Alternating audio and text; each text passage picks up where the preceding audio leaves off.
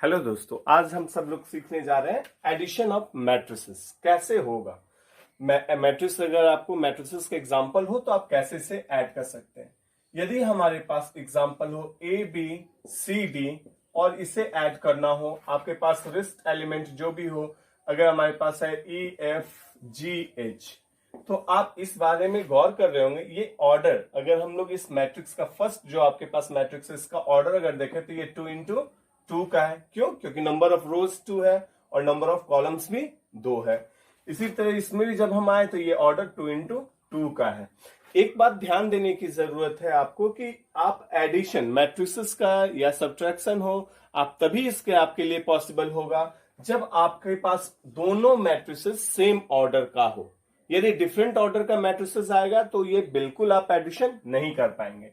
तो जब आप इसे ऐड करेंगे तो ये आपके पास कितना चला आएगा, आप ध्यान दीजिए, a प्लस ई। इसमें क्या करना है, कोरिस्पॉन्डिंग एलिमेंट्स को ऐड करना है, दोनों मैट्रिसेस में कोरिस्पॉन्डिंग एलिमेंट्स को। तो ये a किसके साथ ऐड होगा, e के साथ, b किसके साथ ऐड होगा, f के साथ। इसी तरह जब हम लोग देखें तो c प्लस g, ये कोरिस्पॉन्डिंग एलिमेंट्स, d का कोरिस्पॉन्डिंग एलिमेंट h, तो ये d प्लस h हो गया। ये अल्फाबेटिकल एडिशन आप देखें। यदि आपके पास अगर न्यूमेरिक वैल्यू सपोज कर लिया जाता 1 2 3 4 5 6 और इसे ऐड करना हो, आपके पास और भी डिफरेंस है तो 2 3 7 3 -1 2। अगर आपको इसे ऐड करना है तो ये किस ऑर्डर का है आप देख के ही बता सकते हैं। ये ऑर्डर, नंबर ऑफ रोज इसमें 2 है तो 2 हो गया। कॉलम कितने हैं, 3 कॉलम्स का है, तो ये ऑर्डर इसका कितना हो गया, 2 into 3। सिमिलरली इस मैट्रिक्स को जब हम लोग देखें तो ये कितना है, किस ऑर्डर का है, ये भी आपके पास 2 into 3। दोनों का जब सेम ऑर्डर आपको मिल रहा हो दोनों मैट्रिसेस, तो आप इसमें आसानी से इसे ऐड कर सकते हैं। तो ये क्या हुआ, कॉरेस्पॉन्डिंग एलिमेंट को अब हम लोग देखेंगे। ये कॉरेस्पॉन्डिंग एलिमेंट हुआ पहले मैट्रिसेस का, यानी A11, सेकेंड का भी A11। सिमिलरली जब आप 1 2 की बात करेंगे तो आपको 1 2 पर आना है, 1 3 की बात करेंगे तो 1 3 की बात करनी है। कॉरेस्पॉन्डिंग एलिमेंट्स की बात हमें करनी है। तो 1 प्लस 2 किए तो कितना हो गया, 3। 3 प्लस 3 किए तो 6। 5 प्लस 7 किए तो 12। इसी तरह 2 प्लस, अब इसके नीचे अब सेकेंड रो में आ रहे हैं, यानी हम लोग अब A21 यानी सेकेंड रो फर्स्ट कॉलम। तो सेकेंड रो फर्स्ट कॉलम आपके पास यहां भी ये है, तो 2 प्लस 3 किए तो ये 5 हो गया। 4 प्लस और -1, तो 4 -1 ये हुआ कितना, 3। 6 प्लस 2 8, ये हो गया। और जो रिजल्ट निकल के आया वो भी आपके पास देख रहे होंगे सेम ऑर्डर का होगा। तो एडिशन अगर आपके पास है तो ये कंपलसरी है कि ऑर्डर जो होना चाहिए मैट्रिसेस का, दोनों ही मैट्रिसेस का ऑर्डर, या फिर 3 मैट्रिसेस को भी आप इसमें जोड़ सकते हैं। लेकिन अगर सपोज कर लिया जाए मेरे पास होता 1 2 3 4 प्लस 5 6 7 8, फिर एक और नंबर का सीरीज ले लेते हैं 7 3 2 1, ये हमारे पास 3 मैट्रिसेस हैं। तीनों ही मैट्रिसेस किस ऑर्डर का हो गया, 2 into 2।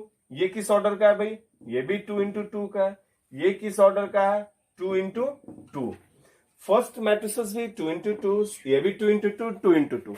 तो ये तो मुझे पता है भाई कि जो नया ऑर्डर बनने जा रहा है, जो रिजल्ट आएगा उसका भी ऑर्डर कितना होगा, 2 into 2।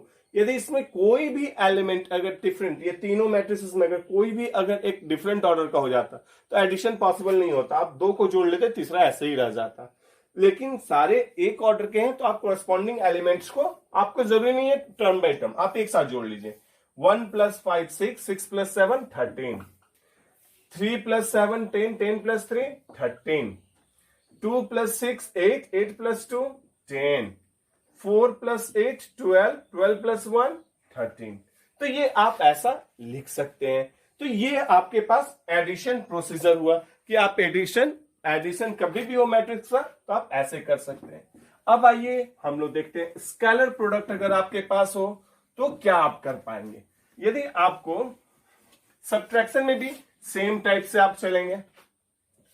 अब हमें अगर मान लिया जाए a is equal to, if a is equal to हमारे पास है 1 2 3 4 5 6 और हमें एक स्केलर प्रोडक्ट के रूप में इसको देखना है। सपोज कर लिया जाए हमको 3 into a जानना है, तो क्या करना होगा, हमें यहां पर 3 से मल्टीप्लाई करना होगा इन सारे मैट्रिक्स को। तो 1 2 3 4 5 6, ये मल्टीप्लाई करने के केस में क्या होगा, जब आप एक स्केलर प्रोडक्ट ले रहे हैं 3, तो ये 3 क्या होगा, सारे एलिमेंट्स के साथ ये मल्टीप्लाई के रूप में आएगा।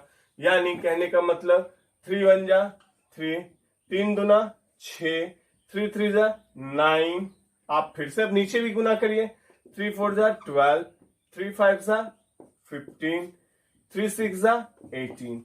ये हुआ इसका स्केलर प्रोडक्ट।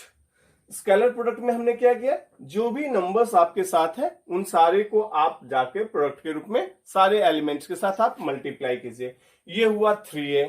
अगर आपके पास इसी में एक और क्वेश्चन होता, b इज इक्वल टू मान लेते हैं हमारे पास है कोई भी और नेक्स्ट एलिमेंट 2 3 5 3 4 6, और आपसे कहा जाता ये a आपको पता है, फाइंड 3a प्लस 2b, तो क्या करना होता, 3a की बात करते तो 3a हम निकाल रखे हैं, सबसे पहले निकाल रखे हैं, तो 3 6 9 12 15 18 प्लस 2b। 2b जैसे ही आप 2b करेंगे तो चलिए हम 2b जान जाते हैं, तो 2b के लिए क्या करना होगा, 2 से सारे एलिमेंट्स को हमें मल्टीप्लाई करना होगा, 2 3 3 4 5 6।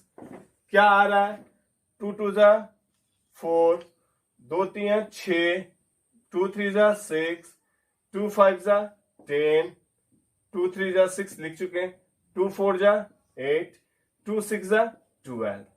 आप देख रहे हैं ये दोनों सेम ऑर्डर का है, सेम ऑर्डर का है तो हमारा एडिशन पॉसिबल है। अब आप कोरेस्पॉन्डिंग एलिमेंट्स को ऐड कर दीजिए, 3 plus 4 7, 6 plus 6 12, 9 plus 10 19, 12 plus 6 18, 15 plus 8 23, 18 plus 12 30। ये आपका एलिमेंट हुआ और ये आपका आंसर हुआ। तो आप उम्मीद करते हैं दोस्तों आप इस तरह के सारे एडिशन या फिर स्केलर प्रोडक्ट का मल्टीप्लिकेशन या फिर सब्ट्रैक्शन आप बिल्कुल आसानी से कर सकते हैं। ध्यान बस इसमें यह देना है, एडिशन के लिए और सब्ट्रैक्शन के लिए ऑर्डर हमेशा ही दोनों मैट्रिसेस का या तीनों मैट्रिसेस का या एन मैट्रिसेस का ऑर्डर सेम होना चाहिए। यदि ऑर्डर सेम होगा तो आप उसका एडिशन कर सकते हैं, सब्ट्रैक्शन भी कर सकते हैं। लेकिन अब हम लोग सीखेंगे नेक्स्ट क्लास में मल्टीप्लिकेशन कैसे होता है, तो नेक्स्ट एपिसोड की ओर हम लोग मूव करते हैं।